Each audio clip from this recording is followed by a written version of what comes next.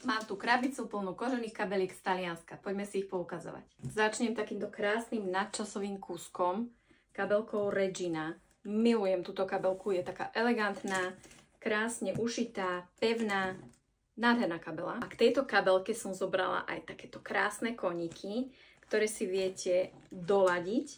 Zobrala som takéhoto oranžového, takéhoto modrého a takéhoto bieleho. Túto kabelku som zobrala aj v takejto nádhernej oranžovej farbe so zlatým kovaním. Ďalej som zobrala novinky, takúto krásnu žltú kabelku, prepracovanú, elegantno, športovú. Veľmi jednoducho sa otvára, ona sa len takto, nemá žiadne cvočky, nič, len takto sa vyberie. Toto je nastaviteľné, tento poprúh do ruky je taká širšia. Mám ju aj v takejto krásnej hnedej. Veľmi pekná kabelka, taká výnimočná. Nevidíte takéto kabelky každý deň. A máte tam aj dostatok miesta.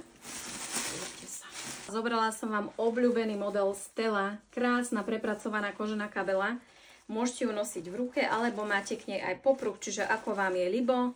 Nádherná kabelka. A zobrala som ju aj v klasickej takejto čiernej. Veľmi pekne ukáže. Pri čiernej ostávam. Zobrala som takúto veľkú kabelku. Myslím si, že najlepšie do práce.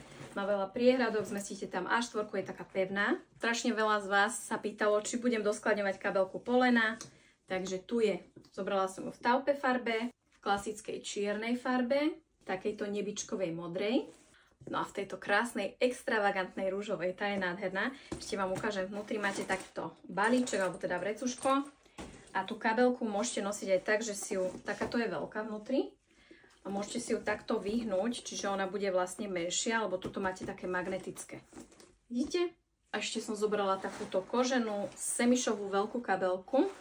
Máte tam veľa miesta, lebo nemá priehradky, čiže veľmi veľa tam toho napcháte. Ideálna tiež do práce.